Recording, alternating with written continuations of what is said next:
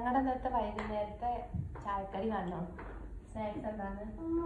കുമ്പിളപ്പം ചക്ക വരട്ടിയത് കൊണ്ട് ഉണ്ടാക്കിയതാട്ടോ. നല്ല നല്ല മണം കേട്ടോ വാഴയില. പിന്നെയുണ്ട് അതേ സാധനം തന്നെ നമ്മള് വാഴയിലയിൽ ഉണ്ടാക്കിയ അതാ കുഞ്ഞിന് വേണോ? വേണ്ട.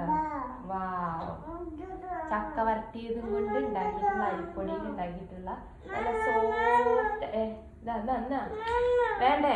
ഓക്കെ ഇലയിൽ എടുക്കണ്ടാന്ന്. കനുവില്ലാത്ത അടയാട്ടോ കേട്ടോ.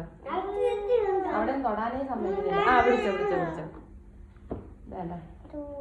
എന്റെ ഇല അട കണ്ടോ?